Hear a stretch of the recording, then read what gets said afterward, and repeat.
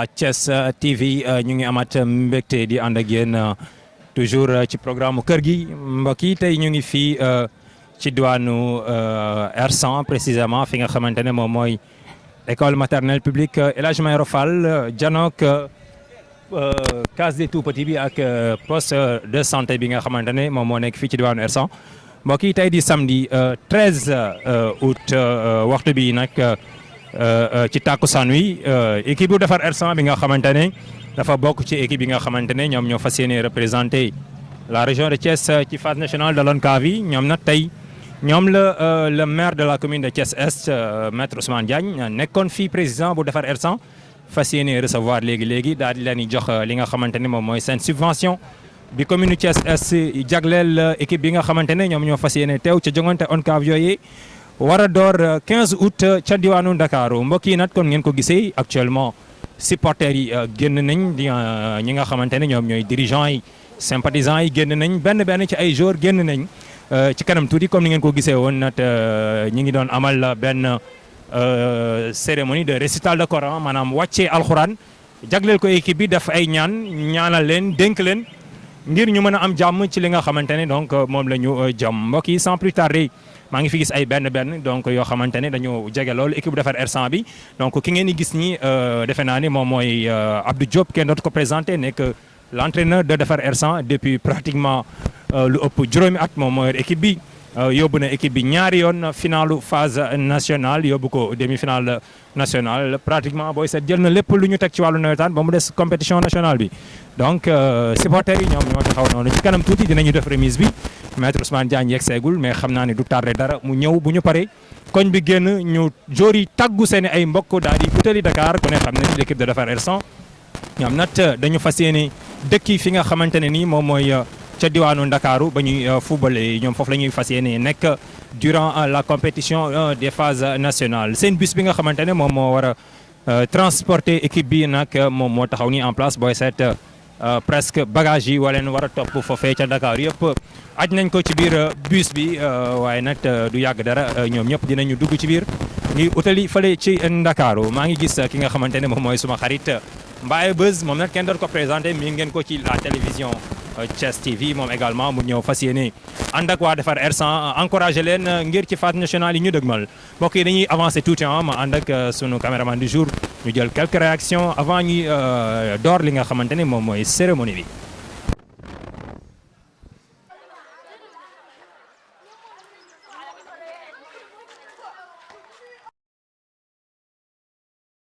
instant lay dem boo xoolee colonel Adama Diop sa xel ci instant lay dem Ali Mana ak ba bëri na mag suñu mag ñiy toog donc dañuy jël kàddu bi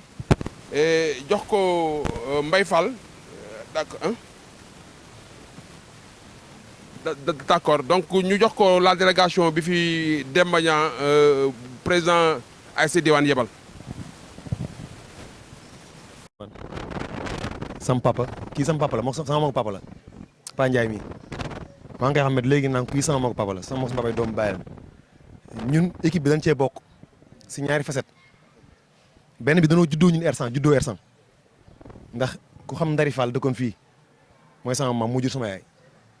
fii laa juddoo am fukki at ak juróom doogu ñibbi Cité Senghor kon kenn gënu ñoo bokk si équipe bi beneen bi si toppit président Demba Niang ma jaxate Niang yebal ñu si deux facettes mooy benn bi si turu ASC Diwaan ni mu bokkee ASC defar R100 zone 3B beneen bi si turu mouvement ànd soppi Thiès comme nag R100 dafay représenté Thiès kon mouvement ànd soppi Thiès war na mën a taxaw R100 R100 di représenté ci zone 3B moom président ASC Diwaan war na mën a taxawu R100 fan yëpp mu may woo téléphone ne ma war na dem kii R100 ñëwoon si démission yeeg affaire yooyu ku ne xam ne newetaan fi mu toll nii ba tey jii mënuma R100 man ma woo ko téléphone tey suba ne ko R100 tey jii la ñuy dem kon jërul di xaar mun ma ne ko dañuy wàcc kaamil tey jii mun ma kon da ngeen fexe àgg ngeen jox leen sunu soutien bi nag daanaka moral bi moo si ëpp doole ak wax ni nan dem jëlee ñu coupe bi indil ñu ko parce que buñ ko jëlee Thiès dina si am ndam mais aussi zone 3B dina si am ndam parce que dama gëm ni R100 buy dem di teewali zone 3B mu ngi teewali zone 3B mu ngi teewali Thiès mais ñun kenn duñ si ëpp ndam parce que équipe bu zone 3B la ñuy wax Thiès gépp ñoo si sagu ñun yëkkati suñu loxo ci kaw kon ma jaxate dafay nekkul mais kon kenn du ko jiitu si délégation bi mais comme néew te ñun ak ñoom benn lañu kon buñ ko teewalee day mel ni mu ngi fi teew parce que bu teewee mun di wax lu ëpp lu ñuy wax benn lanu kon mu joxoon benn enveloppe defoon si 100 000 francs pour participer ko.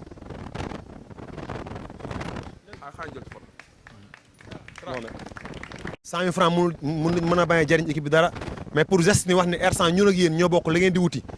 di leen li si ëpp solo nag mooy ñaan gi di ñaan suñu borom may leen ci ndam coupe bi nga xam ni musul ñëw Thiès R100 bokk ci koy njëkk indi Thiès wasalaam wa rahmatullah. amuma fu ma limité sama bopp fii ci est bi fépp laa bokk daaw noonu la ko defee woon ñëw fekk suñu accompagne ñu ñaari yoon daaw jéeg ak daawaati jéeg ren aussi binduñu ko boowuñu ko barke Sëriñ Touba donc moo ko yëg na R100 ngi dem moom du xaar ku ko woo comme ni mu koy faral di waxee mu ñu andi ko donc ci turu R100 sant nañ ko gërëm ñu ko ngeen jottalil ñu ko kaddu yi bon dañuy jox Mbaye Fall moom aussi mu sànni ci kaddu peut-être ci turu jaune bi wala ci turu ASC Réveil. l'ASC defar R100 moo ñëwee fii tey ci ñaari facette laa ñëwee ndax président Demba tey bi mu yónni délégation bi daf ma lii ni ma dama bëgg nga ànd ci délégation bi lii ko jëmbal ko mais nag dama ñëw tamit ci turu Réveil ak ci turu zone 3B parce que man ñu bari sax sama waa ASC sax des fois dañ naa ma yow est-ce que supporté woo R100 man leen non su ma jàkkaarloog R100 day metti waaw li ma mën dinaa ko ci def mais su dul man ak moom lu muy xëccoo damay bëgg mu jël ko nëbb ma ko kenn mais su dee man ak moom damay def li ma mën lépp waaw loolu moom ci man la nekk di wax ni waa Réveil gépp ñu ngi seen ginnaaw vraiment tey suba bi ma toog naa ak Cheikh Mboup SG waxtaan nañ bi ma jógee tamit toog naa ak ñoom bëggoon nañoo def sax délégation ñëw mais dinañ ñëw ak seen doole parce que dañoo programme incha allah xam naa lundi dinañ teel a ñëw yendu si foofu indaale li ñuy indi kii bi waaw mais su loolu rombee damay wax tamit ci turu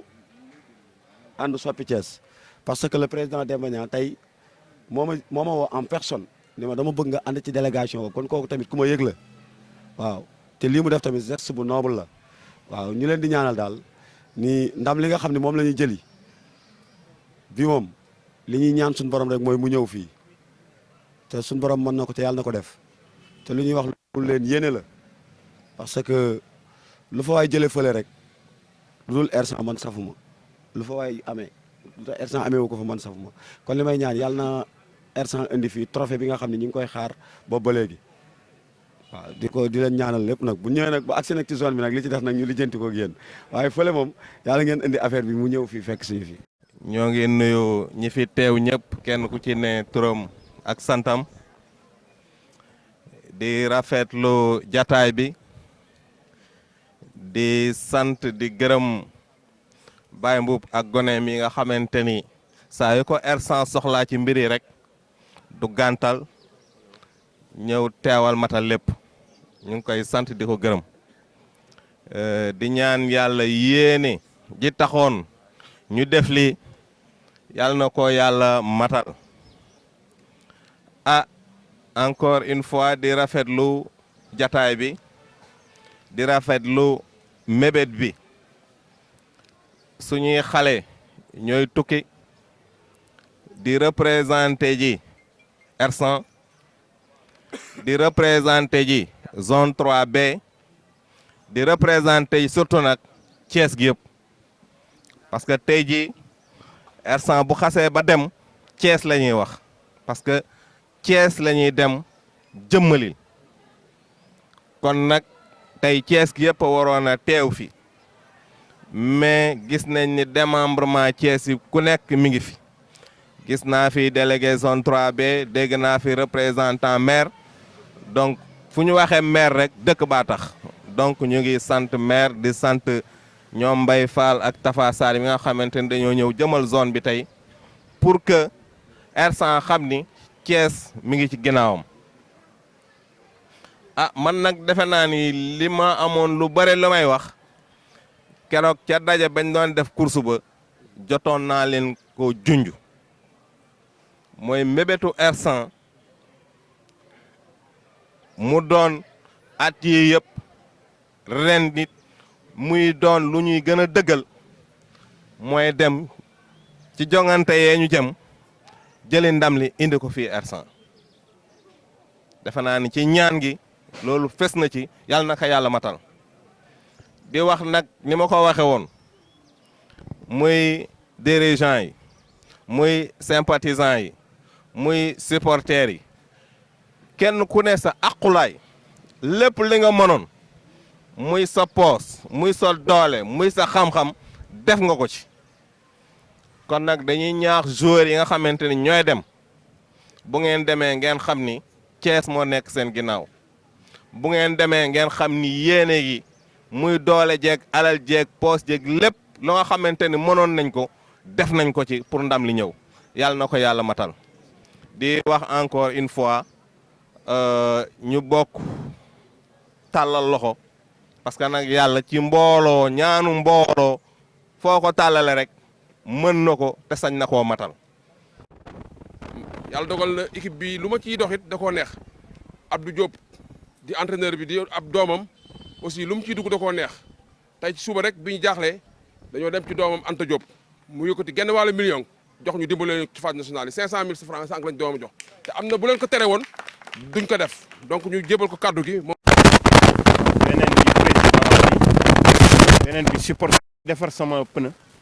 ma ne ko booy gaawul ñun dañuy dem Thiès ñu ne ma Thiès nga dëkk ma ne waaw Thiès laa dëkk de R100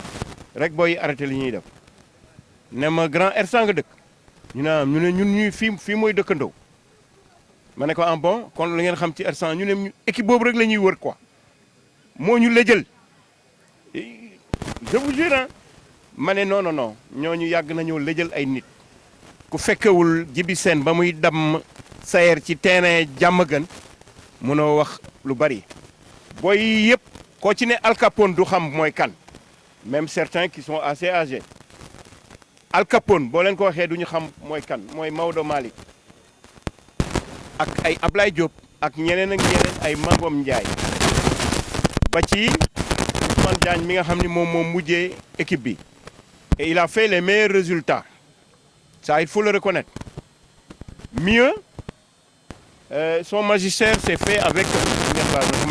li muy doon def mook sama doom Abdou ñoo ci ànd mais sama position du changé man ba ñu defee réunion fële ci case ba ñu ne dañoo soxla doomi R100 ñu ñëw booba affaire bi xawoon na ñàng tuuti ci laa taxaw ne man de sama waa kër ak ñëpp ku fi joué wul R100 ma génne la sama kër je l'avais dit boobu Abdou Diop mu ngi doon football Cité Senghor mu ñëw di entraîner Jibi Diop ñëw na ma papa mu ne ma dama bëgg nga bàyyi Abdou mu dellu Cité Senghor ma ne ko lu tax nga wax loolu man ma wax li may wax mu ne ma non parce que Abdou day entraîner ba ci digg terrain bi di xool waa Cité Senghor taxaw man damaa bëgg a dugg comme ça bu demee man ma jël place am loolu moo indi Jibi Diop ci biir équipe R100 ba muy libéré phase nationale te mu ngi fi actuellement li nga xam ne moom laa bëgg a wax président bi yow fii R100 la ku nekk day jouer sa partition ñu ngi lay ñaanal ndam lu rëy lu day ni wala lu ko romb li Ousmane Diagne am yaa ngi dégg li ma lay wax de parce que fii intergénération la grand bi toog booy yu bari xamuñu ko moo fi doxal football ci R100 grand bi toog laa la wax te am na ñeneen ñoo xam ne am nañ ci ay tur dañ fiy romb rek di dem mook président yi ñoo yem dañ ciy def seen doole def ci seen xel def ci seen alal def ci lépp ñu ngi lay ñaanal ndam yal na la yàlla yëkkati comme ni muy yëkkatee yeneen président yi les joueurs gis nga compétition la boo xam ni c'est pas facile hein et je vais vous le dire c'est pas facile parce que ñeneen ñi ils viennent avec les mêmes arguments dina metti dina tàng dinañ leen joué loo ci ay heures yi comme ni ñu doon def Linguère xaw ma ay heures impossible mais il faut avoir R100 dans le cœur ni ko boy yi nga gis taxawee di leen xaar un joueur bu nekkee dans le terrain li mu bëgg mooy mu gagné bu ko yàlla mayul ndam nañu xam ne il avait la volonté de gagner dama bëgg rek mu leer il avait la volonté de gagner il faut être fair play na ngeen supporter équipe bi mais quand même il faut servir d'exemple ngeen doon ñoo xam ne dans la victoire comme dans la défaite vous restez zen loolu laa leen di ñaan parce que actuellement am na renouveau dans le nawetaan ñu ngi sanctionné ñu bari et cetera et tout je ne sais pas si sera le cas là-bas mais dans tous les cas restez des gens de R100 am ngeen lu ma 38 coupes amul benn ASC bu ko fi am fi au niveau national vous avez le meilleur palmarès donc il faut rester dans ce sillage là ngeen rente indil ñu coupe bi man daal maa ngi loolu laay ñaan ñëpp def ko waaw ku mënul yéeg tamit mën a bës ku daanu ku mënul yéeg mën a bës ku daanu gis ngeen booy yéen am ngeen ay 100 francs 200 25 500 francs yu mel noonu jël leen ko ngeen jox ko équipe bi ñu dem ak ñoom dégg ngeen baax li ma la man de li ma am dinaa ko joxe tout de suite après samay doom lu ci waay am na ko joxe parce que R100 gagné na rek loolu lu am solo la pour ne pas être long maa ngi sant ñëpp maa ngi gërëm ñëpp di nuyu ñëpp di jégalu ci retard bi mais dafa fekk rek activité maire yi moom week-end bi moom mooy gën a métti donc maa ngi nuyu ñu fi teew ñëpp di jiital ci nuyoo bi le président Moustapha Sonko muy président zone suñu président zone di nuyu Pa Assane ay nga xamante ni moom mooy le président légendaire de l'ASC Defar parce que ku wax ASC Defar rek moom président Assane Fall li mu fi longévité bi mu fi am amul benn président bu ko fi am buy am ko fi jege man maa ko fi xaw a jege mais ba tey egguma longévité bi mu def di nuyu le colonel Diop bi teew nuyu suñu grand frère yi Ousseynou Assane ñoom Ali di nuyu grand Talla nga xamante ni ñoom ñëpp c'est des anciens Pa Ndiaye ñoom ñu ngi teew di nuyu waa Diwaan nga xamante ni ñoom tamit gis nañ seen taxawaay mon ami frère Lamine Fall di jël nuyoo di nuyu Baye Modou Mbub ku ko xam rek xam ko ci moom it ci ASC Defar di jël nuyu di ko teg ci loxo mon frère et ami le président Cheikh Lo pour mu eggale ko waa ASC bi souvent nag bon tey moom c'est tout bizarre parce que d'habitude dama doon am habitude bu moment yu mel nii amee man maa daan accueillir délégation yi en tant que président de l'ASC mooy accueillir le maire mais yàlla mi dara tëwul def tey man ma ñëw à la place du maire di ñëw di fekk di seet si sama ASC boo xam je ne me considère pas comme le président sortant c'est vrai que je suis le maire de la commune compte 22 quartiers avec 44 ASC mais mon ASC c'est l'ASC Defar et loolu su ma ko jéemee nëbbu sax nit ñi ñoom xam nañ ko donc dafa fekk rek ni mes charges de maire ne me permettent plus ma taxaw fësal parce que tey jii bu ma doon présider finale zonale ASC Defar ak ASC Diwane ñu ni Defar R100 moo gagné dañuy joxe coupe bi ñu war koo jox président Defar R100 man mi war a joxe coupe bi ma bëgg a ñëw taxaw tamit loolu xel nangu ko loolu kese moo tax ñu xaw a daal di jël recul tuuti par rapport à l'ASC mais fu ñu toll suñu xel ak suñu xalaat yëpp mu ngi ci ASC bi on est dans le groupe de l'ASC on suit les activités de l'ASC je crois que dañuy remercier ñëpp parce que maa ngi gis ñi nga xamante ni ñu ngi jàpp ci ASC bi et je crois que loolu moo war bépp doomu quartier bi Diouf wax na ko léegi d'habitude moi j'ai pas l'habitude su ma defee dara ci ASC bi parce que dañu nekk ci koñ boo xamante ni koñ bu metti la ñun ci kër yi ñu dëkk aussi dañ fay nekk ak ay nit muy suñu grand frère di suñuy sœur ñuy nekk ay nit yoo xamante ni des fois ñu am ay jafe-jafe xam nga suñu quartier yi ni ñuy toogee bu ñu déggee ngay jël yenn montant yi ñu ne da nga koo joxe ci nawetaan bi ñoom mën nañu jàpp ni affaire fola fekk na boobu engagement ak bëgg suñu koñ moo ñu koy def en début d'année comme il a dit nous avons mobilisé à peu près 2 500 000 jàppale ko ASC bi pour recrutement et c'est pas la première fois qu'on le fait chaque année bu jaree jaay terrain yi ma amoon bu ma jugee Thiès yëpp yu ci bëri jaay naa ko chaque début phase nationale je vends mes terrains 2 millions 3 millions ma jox ASC bi ñu def recrutement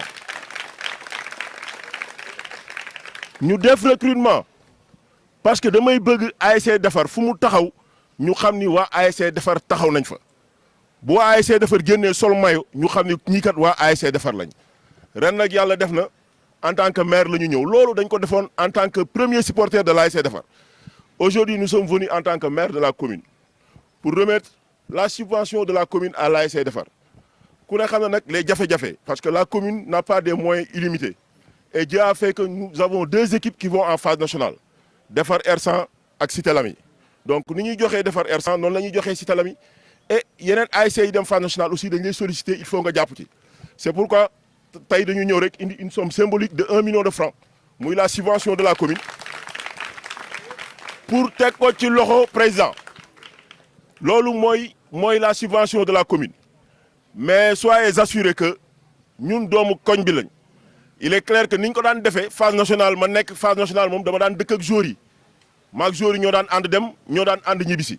mais actuellement les activités ne le permettent pas mais soyez assurés que fu match defar amee incha allah rabi bu ngeen tourné di ngeen ñu gis seen wet et au fur et à mesure du tournoi lépp loo xam ne ASC bi soxla na ko bu neexee yàlla dinañ ci jàpp ba yàlla indi coupe bi nga xamante ni nii moom la ñuy wër année yëpp yàlla def sous la présidence du président Cheikh Lo ASC defar jël les phases nationales indi ko à Thiès ñu ngi gërëm ñëpp ñu ngi sant ñëpp merci beaucoup. bu ndaw ci maître Ousmane Diagne le président sortant ndaxte yàlla def na li ko Lamine Diouf waxee effectivement noonu la demee mais ren yàlla def na moom président sortant la président d'honneur la mais taxul mu téye loxoom ci ASC bi taxul mu téye loxoom ci koñ bi depuis le début du mouvement nawetaan ren bi ñu commencé recrutement yi ba fii ñu toll moom li mu ci def moom sax ba muy nekk en tant que président sax defu ci woon lu toll noonu bi muy nekk président en exercice lam ci doon def ci moment bi sax actuellement nii lim ci def ci moment bi te nekkul président en exercice triplé na ko wala mu multiplier ko par 2 kon donc loolu ñu ngi la ciy remercier di la wax ni l'ASC Defar R100 vous est reconnaissant ñi ngi sentir bu baax a baax sa loxo ci ñun parce que bu fekkoonte ni ren dañoo Cheikh Lo dafa ñëw nekk président ngeen ni ñu am ngeen président rek man léegi lu ngeen soxla seen président mën na koo gérer ak ASC ni mu méttee su boobaa doon na métti trop trop ci ñun mais li tax nag ñu gën a am fit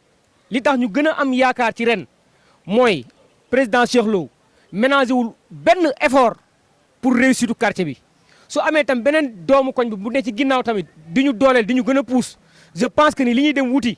incha allah dinañ ko am incha allah bu neexee yàlla. ni nga daan ñëwee di ñun ci regroupement yi di ko nekkee ak ñun dinañu manqué mais je pense que la Amadou Lamine Diouf Romi su boobaa incha allah lépp loo xamante ni benn vide la moom dina ko combler dina ko taxawaay ba mat sëkk parce que je pense que yéen ñaan ñëpp benn ngeen jërë ngeen jëf. salaamaaleykum waa Thiès kaddu yi nag xam naa ni mën na bañ a gudd waaw mën na bañ a gudd quoi ndax li ma waroon a wax lépp sama naataangoo yi wax nañ lépp da xam naa ni ñoom it seen kaddu rek doy na sëkk ndax kaddu gi mooy monsieur le maire maître Ousmane Diagne agro ak sunu papa Adama Diop ak sëñ bi Assane Fall président ñu ngi leen di ziar bu baax ak di nuyu ñëpp ku ci nekk si turam ak santam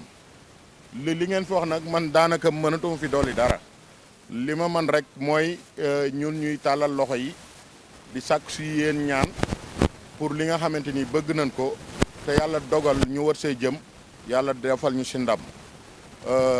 tamit di gërëm sama mag yi di Baye Modou Mboup xamante ni ñun fépp fu nu àgg rek moom moo ñu fa àggale ndax day taxaw di ñu soññ si lu bëri bu xew-xew amee sax danañu wax ni lii am na ñun ñu mën faa taxaw wala moom mu taxawal ñu fa kon it ñu ngi ko ci sant bu baax beneen bi si des tamit di sant ñi nga xamante ni samay xarit lan ñu bokkandoo dëkkandoo R100 xamante ni ñoom it ñu ngi ci taxawaay bu am solo di leen sant di leen gërëm bu baax a baax sama kàddu nag moom li ëpp si liggéey bi mën naa ni man xam nga turu président moom boo xasee ba jib rek jëm na waaye ñoom ñii ñoo yore li liggéey bi ñooy doxal lépp ñoom Ro ñoom Paco ñoom Cheikh Abdou Diop ñoom ñëpp ñoo yore liggéey bi man daanaka danañ def loo xamante ni sax après lépp daal ñoom ñoo ko yore tamit mbooloo mooy loolu ndax kenn ku nekk am na noo mën a taxawee te tamit ñoom pare ngeen raan ma compte ndax man ngeen maa woo ma bouger wala ma nekk si leneen da yéen foo leen taxaw rek mel na ne maa fa taxaw kon doxal leen ni mu war a da tamit xam naa ne ñu ngi si loolu ñoom ñu ngi koy doxal bu am solo macha allah di ñaan rek suñu borom mi nga xamante ni mooy maye li ni wuti ji yàlla nañ ko yàlla efal mu sedd guy ak xéewal ak sutura yàlla boole ñu ko efal ko mboole mu jullit man loolu laay ñaan te loolu laa amoon kàddu yu ma ciy wax te tamit lépp li ma man si sama ñaq ak sama doole incha allahu rabi dinaa gën a taxaw yeesal loolu gën see taxaw pour def ko si ASC bi ndax ASC bi bu dul tey barki démb ak barkaat démb ñu ngi si woon de tamit amuñu si xaaj amuñu seen heure bu ñu woowee daal ñu ngi si da ASC bi jaral na nu lu nekk kon daal kaddu yi sax mënoon na bañ a am bu waxee Ousmane Diagne wax wala suñu père wax rek mënoon naa bañ a wax ndax bëriwuma lu may faral di wax yu mel noonu daal kon daal sant nañ ñëpp père sant nañ leen gërëm nañ leen sant nañ leen gërëm nañ leen ndax taxawaay bi ngeen taxawaay yéen a ñu poussé ndax kilifa moom mooy lépp moom bu kilifa taxawee rek pour nga am dëgër laay day yomb kon tamit ñu ngi leen di sant bu baax di dolli di sant maître Ousmane Diagne monsieur le maire di ko sant bu baax ndax moom di démb leen woon tey doog a ñëw ak taxawaayam ak lépp li mu wax it dëgg na ndax amuñu lu dul ASC bi ñun ñëpp muy roo ak keneen ñun ñëpp amuñu lu dul ASC bi ndax kenn ku nekk dana la jaral bàyyi si li nga nekkoon ak lépp kon tey bu ñu demee ba suñ kilifa yi tamit bàyyi li nekk ñëw fii kon tamit ñoom ñoo ñu gën a bëgg sax ASC bi macha allah kon daal ñu ngi. te peut-être sànq rek kenn daf ma woo am ndimbal bu ma yónnee ne damaa bëgg mu yem ci man ak yow man ko non non parce que lu ñu am ci man confiance aussi bu ñu joxee dara bëgg naa askan wi yëg ko bu ñooñ kenn sax bu dee kenn rek ci woo même dara sax buñ ko bind man ko duñ ko bind nag mais naa ko wax gars yi pour ñu kenn sax woo la ci wax la ko Mbassou Diop mii daf may envoyé léegi 100 000 francs Mbassou doomu Pa Diop ancien taximan bi mu ne na yem suñu diggante te mooy li ma wax rek comme li Ousmane wax sànq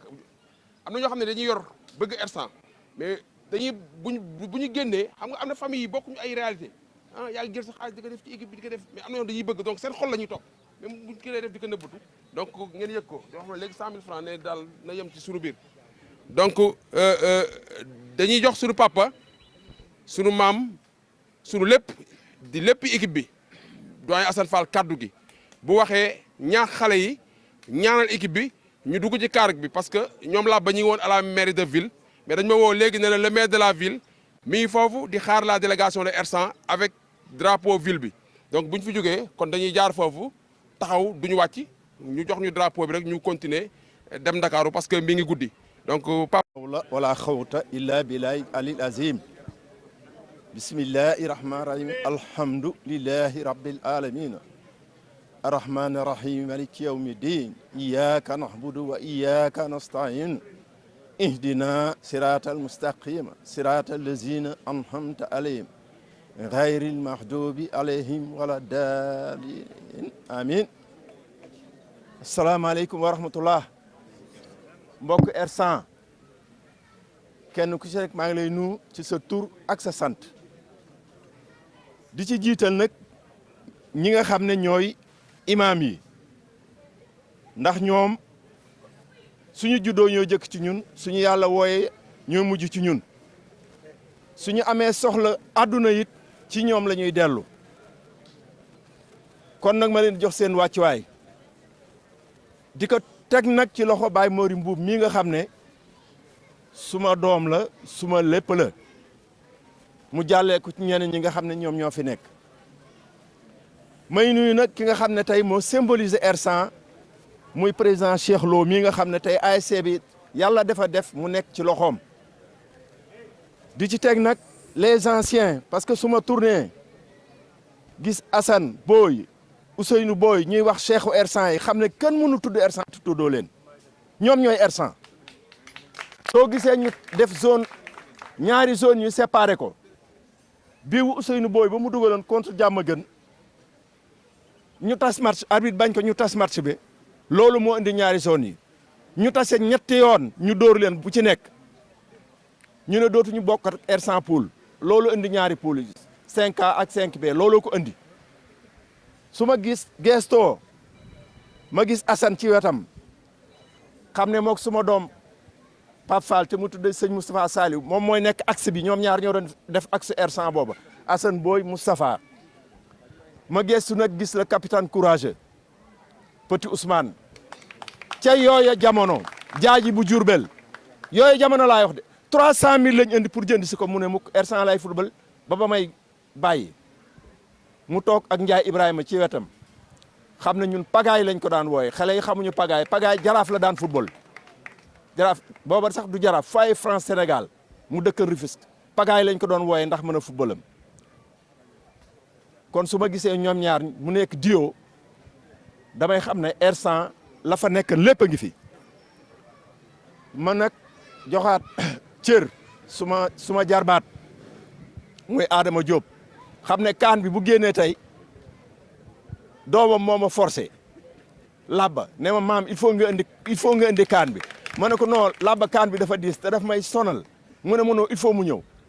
loolu tax ma indi ko je tremble actuellement dafa diis R100 li fi ne ku fi dëkkul xamuloo ko ñun mosuñoo jënd jour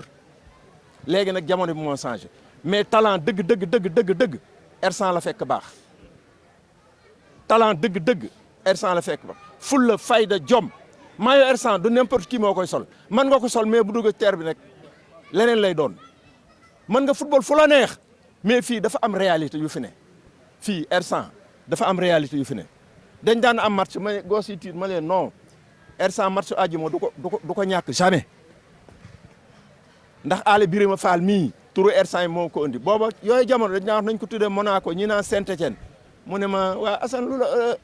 loo leen bëgg ma ne ko defar rek mu ne tudd leen ko defar R100 dina baax dina yàgg te dina barkeel je crois que na barkeel na li ñu dese rek mooy li ngeen di wuti yàlla nañ ko suñu borom jox Maître Diagne nag saabu du fóot boppam de munu ko ñaata yoon la fi jot loolu ngeen di jot fële nu mu tudd si fond commun dénk ko jabaram R100 am match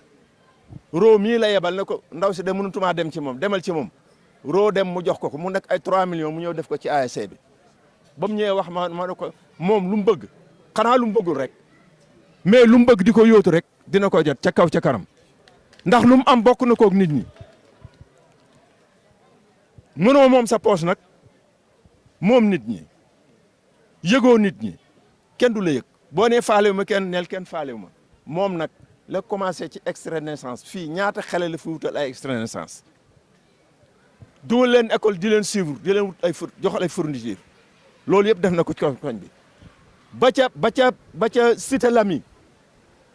Lamy ba ñuy dem daaw nekkul maire de mais enveloppe la yëkkateem jox défenseurs yi dernier tiers bi pas de faute dernier tiers bi pas de faute dernier tiers bi moom pas de faute waaw pas de faute dernier tiers bu mu am faute éviter le maximum possible les corners ñun bal nii football kenn du ci dugal bal nii rek à toi à moi non xëy na peut-être bal arrêté il faut l'éviter le maximum possible ñi yàgg ci équipe bi xam nañ li may wax ñi yàgg ci équipe bi xam nañ li may wax kon nag na ngeen gën a góorgóorlu Balde ñu ngi lay jox sa wàccuwaay ñu ngi lay. mais l'entraîneur daf ma ñaan sànq ne ma daf ma ñaan rek mu may sànni ci benn kaddu. bu paree rek nga ñaan ñu takk jug di leen informé aussi ñu benn chèque gu 500000 waaw docteur Babacar Diop. xëy na kaddu yi sax amaan na jaroon na ko jaru ko mais juste rek dafa am affaire bu ma bëgg a ñaan bala ma ñaan nag dafa am benn témoin ma def rek par rapport lu fi jóg mais témoin may def c'est à l'endroit de monsieur le maire Maître Ousmane Diagne ndax sànq dafa am wax joo xam ne da ko wax te je suis témoin des faits muy en 2016 bi yàlla dogalee jox ma ASC bi dama yaay entraîneur bi mu métti trop ñu am 23 départ woo ma téléphone na ma coach ñëwul sama bureau ma ñëw bureau mu jox doom jaay na ma jour bu neex jëndal ndax tey du ñëw équipe bi may saan ngay suux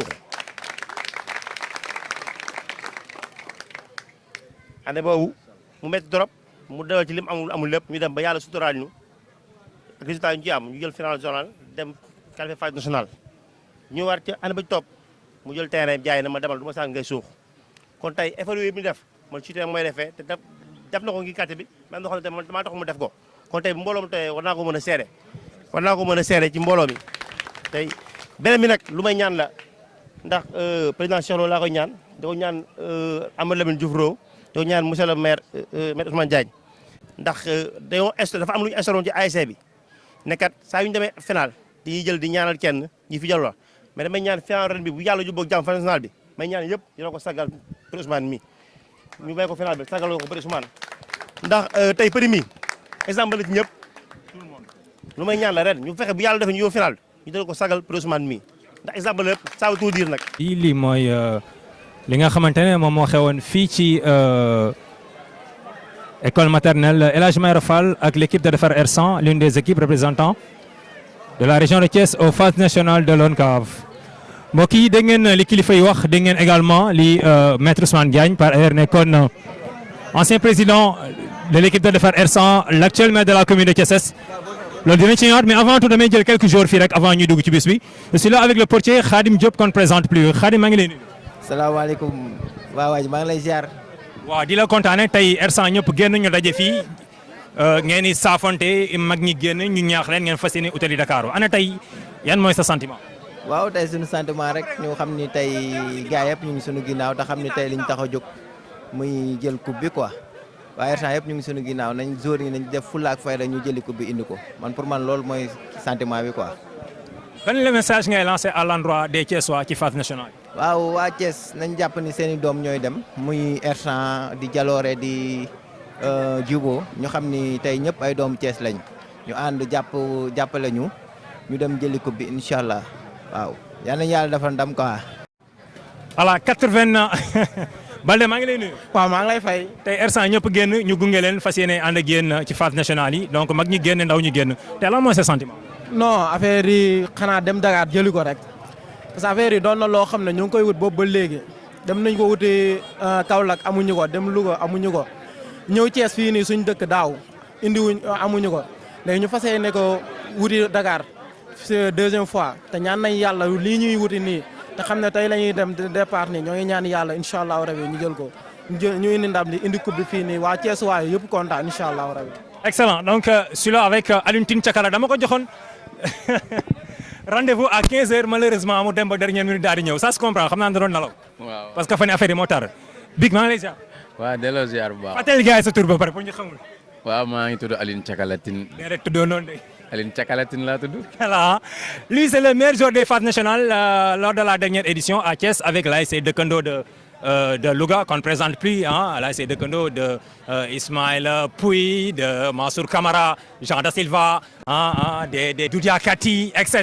Tey il porte les couleurs de l'ASC Defar R100 tey nga ñëw fekkee lu ni mel tey lan nga ñu mën a wax yan sentiment nga am par rapport ak cérémonie. waaw voilà sentiment yi benn la rek mooy contentement parce que. te ku xam Defar R100 xam ni équipe bu mag la joueur bu nekk tamit même bu nekkul dara sax rêvé nga joué fi quoi donc di am contentement di ñëw pour jàppale samay frères pour dem jëli li nga xamante ni ñun ñëpp moom lañ soxla quoi vraiment. voilà donc bi nga ñëwee R100 ba léegi noo dundee environnement bi staff bi sa coéquipier yu bees yi nangam sangam di wax ni koñ bu mag la. waaw cool na quoi vraiment di lancer passage ci supporters yi ak dirigeants yi ñoom ñëpp. di leen jaajëfal parce que accueil bi neex na ma trop vraiment comme si maa ngi sama kër instant yi nii parce que ñun ñëpp benn lañ gis naa fi loo xamante ne nice na quoi mooy ñun ñëpp benn lañ waaw kafoore vraiment adhéré wu naa quoi vraiment waaw. est-ce qu'on peut attendre Thiakala bi ñu amoon daaw parce que doomu bàjjenu R100 yi ñu ngi tooñ équipe bi naan non dollar du yéeg day yéeg ak a wàcc lan ngay tontu ñooñu. waaw bon non li may wax bon je ferai tout de mon mieux wax dëgg fa yàlla pour indi sama niveau.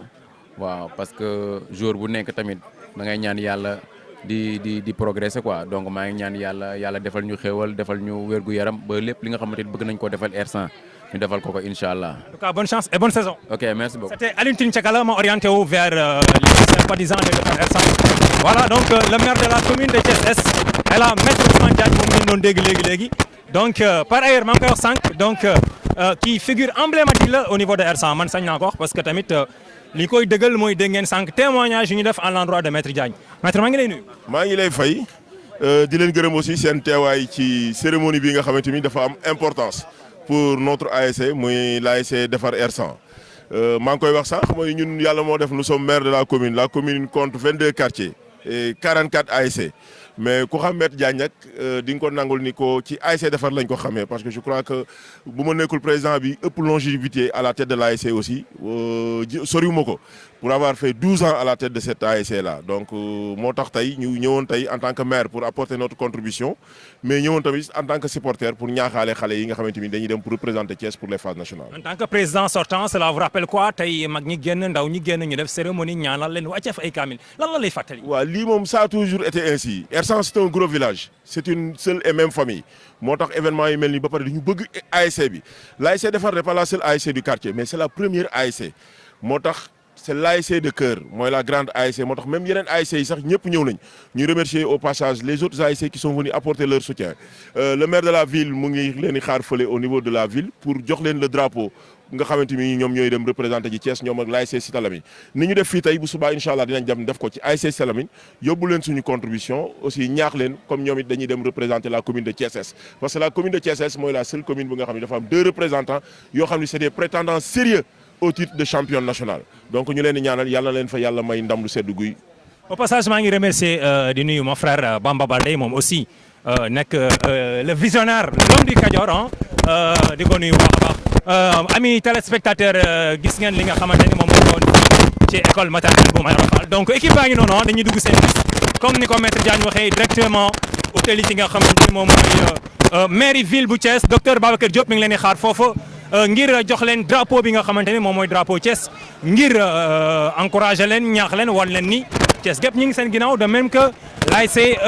Cité Lamy et l'ASC Jalooré également dégg ngeen sànq le président Moustapha Sonko de la zone 3B kaddu yu mu yëkkati mbokk yi li moo xewoon fii ci diwaanu R100 di wax ni R100 ñu ngi noonu di utali Ndakaaru ngir amal les phases nationales de l'ONCAV Seydou la ñu àndaloon ci cadrage bi donc Mbaye Papa ji moo nekkoon ci waxukaay bi di leen ñaanal jàmm di leen wax ni ci kanam tuuti dinañ dikkaat ak yéen ci yeneen programme phase nationale ONCAV Dakar 2022.